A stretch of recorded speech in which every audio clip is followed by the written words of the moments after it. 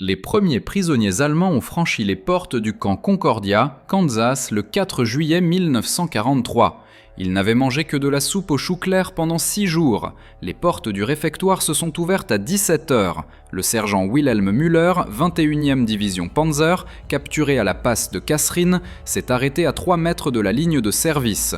Son témoignage d'après-guerre auprès des enquêteurs britanniques a enregistré ce moment. « J'ai cru que les tables étaient décorées comme une photographie de propagande. Chaque plateau contenait 350 grammes de rôti, 120 grammes de purée de pommes de terre, 60 grammes de haricots verts, 2 petits pains, du beurre, du vrai beurre dans une petite tasse en papier, une tranche de tarte aux pommes. La ration de Müller en Afrique du Nord, selon les dossiers de logistique de la Wehrmacht de janvier 1943, 300 grammes de pain, 120 grammes de substitut de viande, 15 grammes de graisse par semaine. La charge calorique quotidienne américaine, avant ces hommes, s'élevait en moyenne à 3200 calories. Les troupes allemandes de première ligne en Tunisie en recevaient 1250 les bonnes semaines. Ils ont mangé en silence.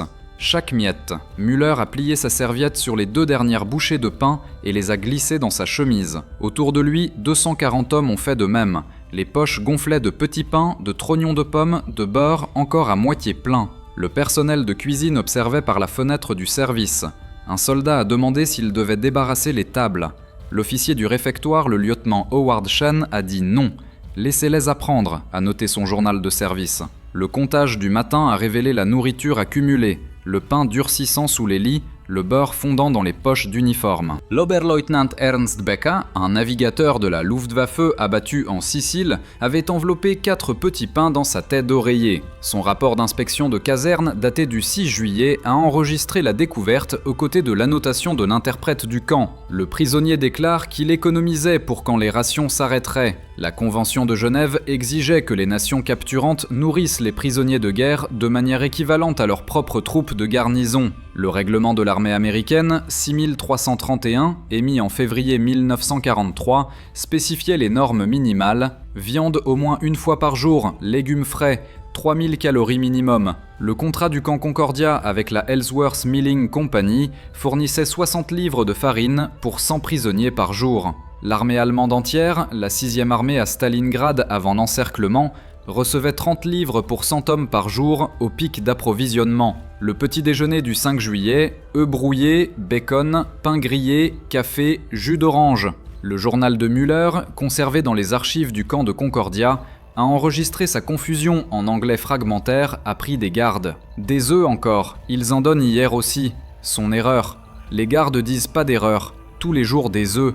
Il a mangé 6 tranches de pain grillé, bu 3 tasses de café, a vomi 1 heure plus tard derrière les latrines. Le journal médical du camp montre 43 incidents similaires cette première semaine. Des systèmes digestifs choqués par les graisses et les protéines après des mois de privation. L'accumulation s'est intensifiée. Les inspections du 8 juillet ont découvert un réseau de contrebande systématique. Les prisonniers transféraient de la nourriture lors des détails de travail. Enfouissement dans des cachettes cachées près du parc automobile. Une cachette découverte quand un garde a remarqué une terre remaniée contenant 87 petits pains. 23 steaks partiellement mangés enveloppés dans du papier journal. 14 pommes.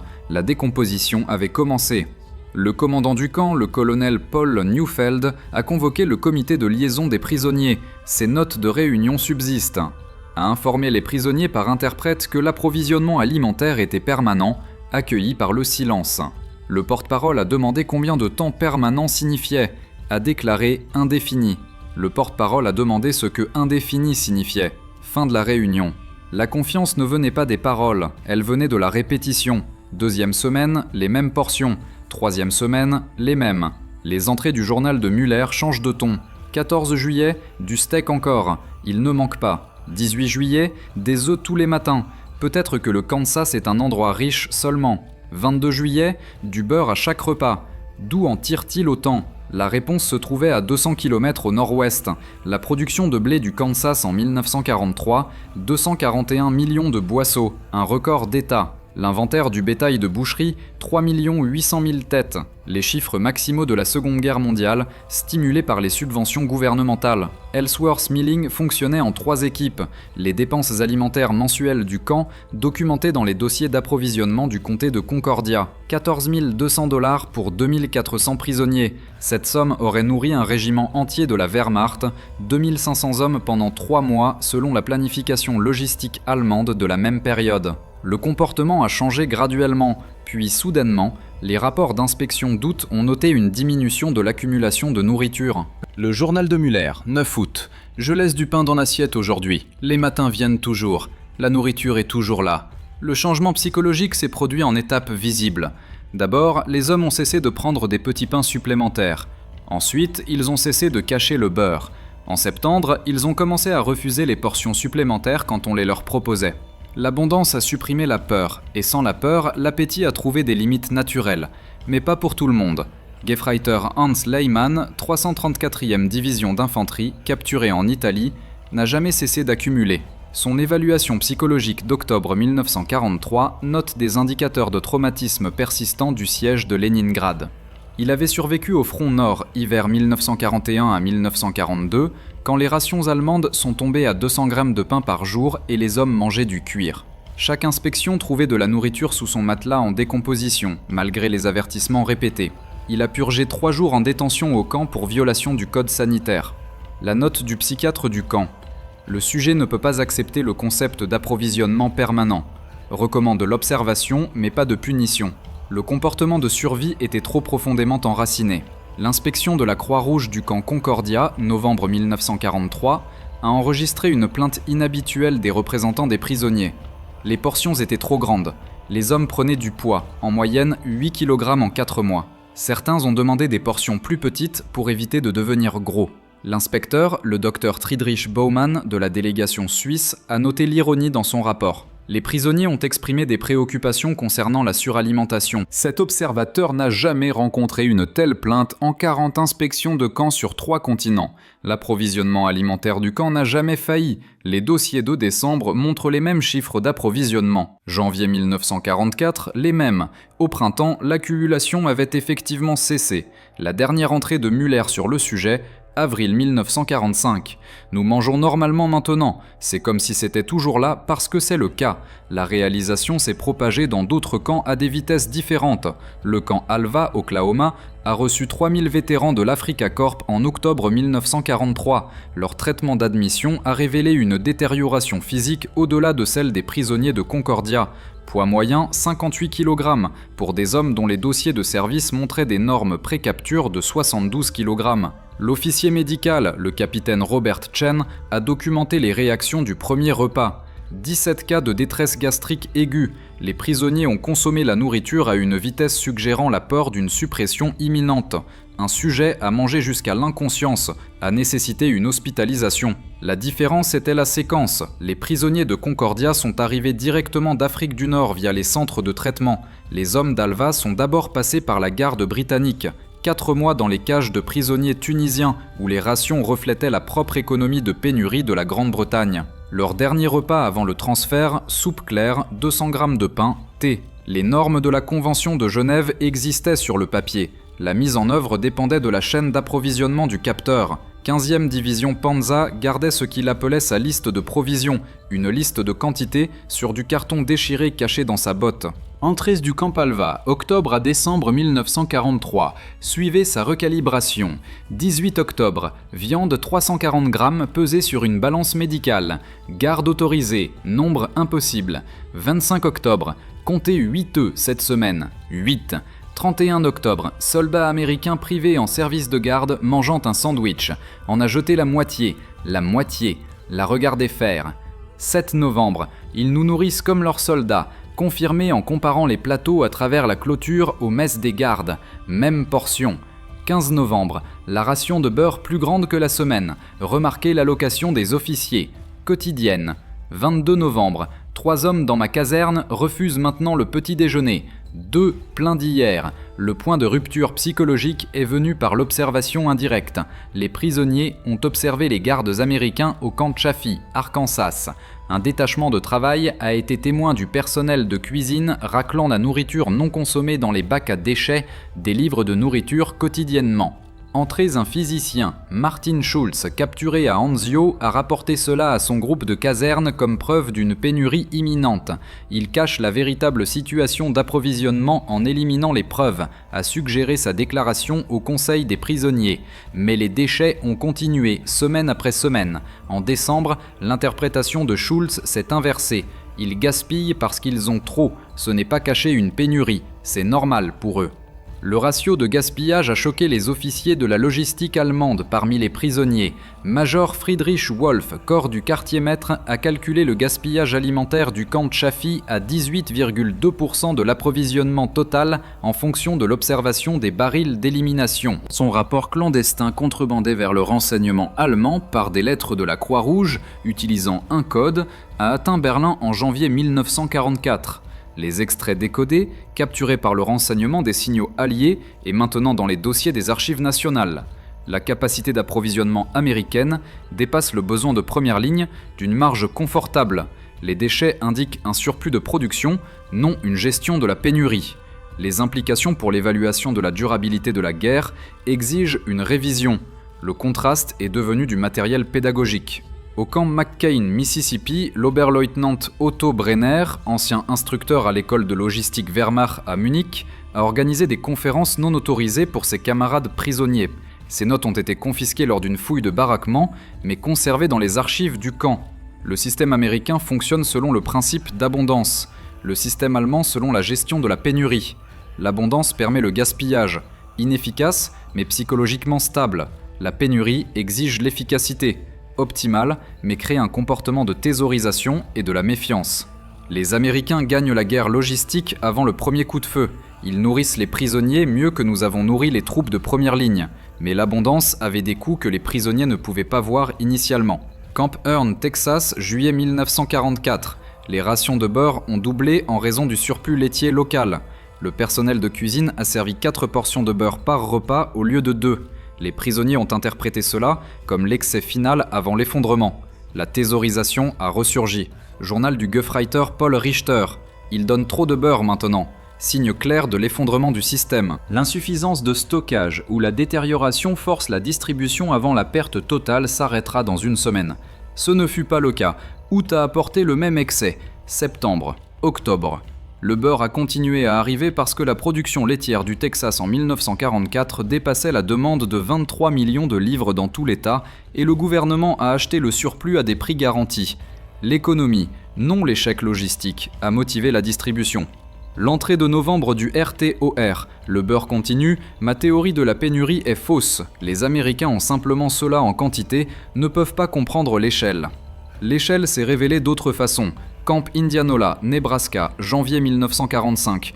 Les prisonniers ont traité le courrier en provenance de chez eux, des lettres de famille à Essen, Hambourg, Berlin, décrivant des rations de 1/200 des calories quotidiennes. La viande une fois par semaine si disponible, le pain fabriqué avec des extenseurs de sciure. Ces hommes mangeaient 3400 calories quotidiennement, y compris les rôtis du dimanche. L'Obergefreiter Hans Krüger a écrit à sa femme « Lettre interceptée par les capteurs du camp ». Ne dis pas aux enfants ce que nous mangeons ici, ils ne te croiront pas et cela les rendra plus affamés. La culpabilité s'est aggravée. Au camp Opelika, Alabama, les prisonniers ont refusé les repas pendant 2 jours en mars 1945. Pénitence auto-imposée après que les lettres aient décrit les conditions dans les villes allemandes sous les bombardements. Le commandant du camp a menacé de signaler la grève comme violation de la Convention de Genève. Le porte-parole des prisonniers, le major Wilhelm Langanger, a expliqué par interprète. Nous mangeons mieux en tant que prisonniers que nos familles à la maison. Cela n'est pas acceptable pour l'honneur allemand. La réponse commune enregistrée dans le journal du camp. Informés que les prisonniers que leur famine ne nourrit pas les civils allemands, les rations continueront selon la réglementation. Le refus entraînera des mesures disciplinaires et une intervention médicale si la santé décline. La grève s'est terminée après 40 heures. La nourriture a continué à arriver. À la fin de la guerre, la réalisation était complète et amère. Ces hommes ont pris du poids, tandis que leur nation mourait de faim.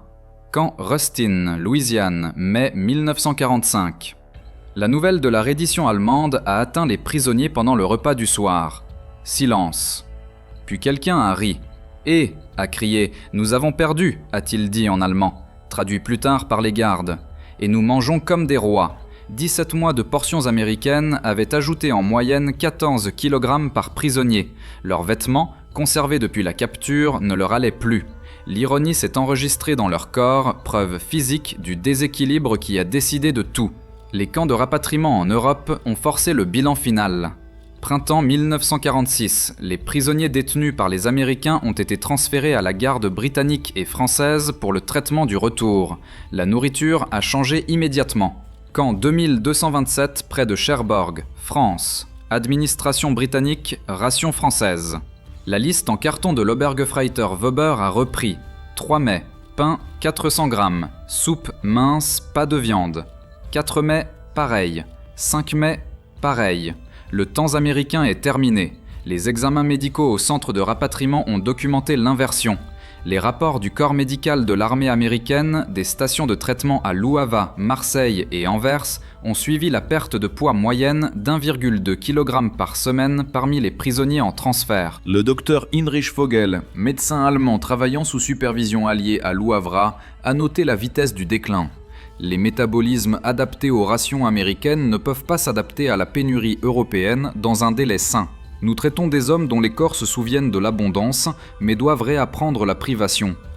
Ils ont porté le souvenir comme des éclats d'obus. Müller est retourné à Düsseldorf en août 1946. 68 kg, plus lourd que son poids de capture de 61, plus léger que son poids de libération de Concordia de 74. Son premier repas à la maison, soupe aux pommes de terre, pas de viande, pain avec de la confiture de navet. Sa mère s'est excusée pour la maigreur. Il a mangé en silence, puis a prononcé la seule phrase en anglais qu'il a utilisée en sa présence. C'est suffisant. Son entrée de journal cette nuit-là, la dernière de la section américaine. Elle ne sait pas ce que suffisant signifie maintenant. Moi non plus. La dissonance cognitive est devenue une expérience vétéran partagée. Les réunions d'anciens prisonniers documentées dans les archives de l'Association des vétérans allemands au cours des années 1950 sont revenues obsessionnellement à la nourriture américaine. Non pas les batailles, non pas la capture, non pas la défaite, les portions. Gefreiter Lehmann, le thésauriseur chronique de Concordia, n'a jamais retrouvé des habitudes alimentaires normales. Son évaluation psychiatrique de 1951 d'un hôpital de Cologne.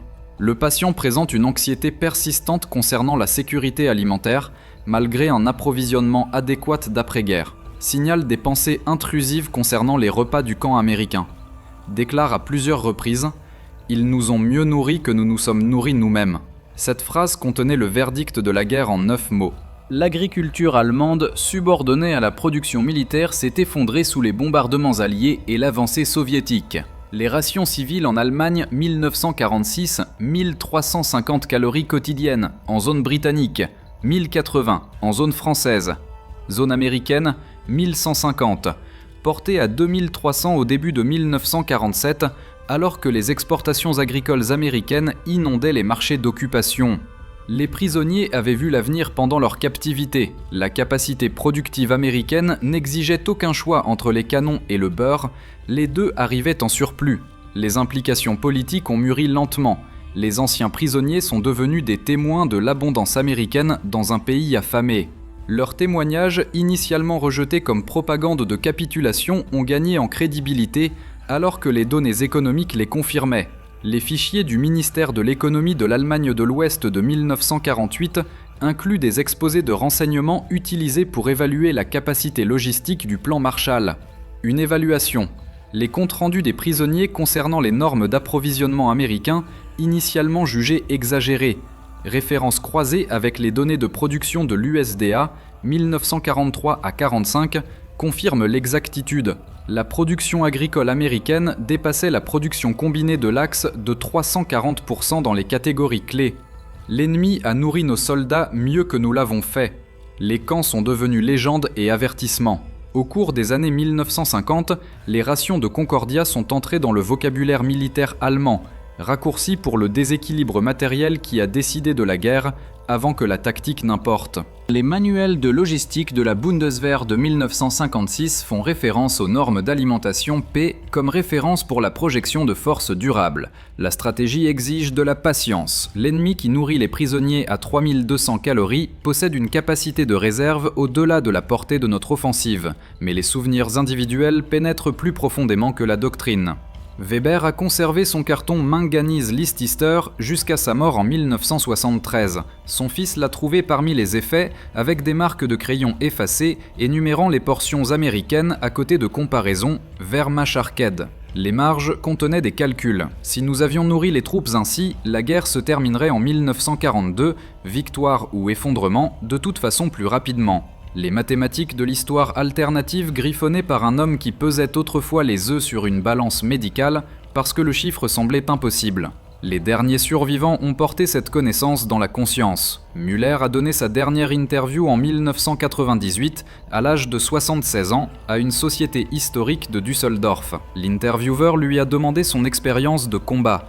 Il a réorienté la question. Vous voulez savoir comment s'est déroulée la guerre ? Je vais vous le dire. Le 4 juillet 1943, je suis entré dans une cantine américaine et j'ai cru que les tables étaient décorées. Je n'avais pas vu autant de nourriture dans une assiette en 2 ans. Ils m'en donnaient autant chaque jour pendant 700 jours. Nous avons perdu parce qu'ils pouvaient faire cela. Nourrir les prisonniers comme des officiers tout en combattant sur 4 continents. Tout le reste n'est que commentaire. Il est mort 4 mois plus tard. Le journal a été transmis aux archives fédérales à Freiberg. Archivé sous la section Gefangenenschaft, à Lag. Captivité quotidienne.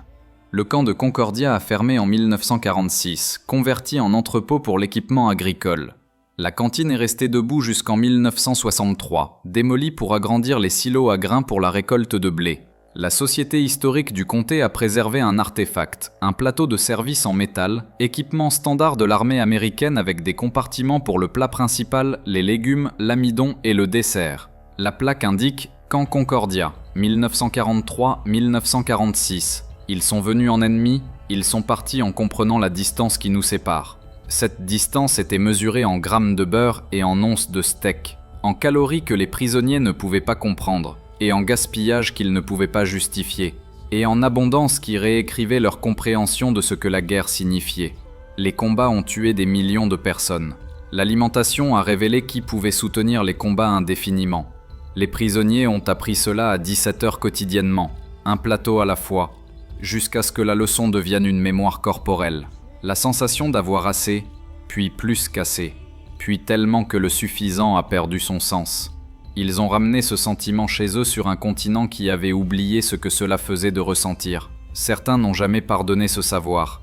La plupart n'ont jamais oublié le goût.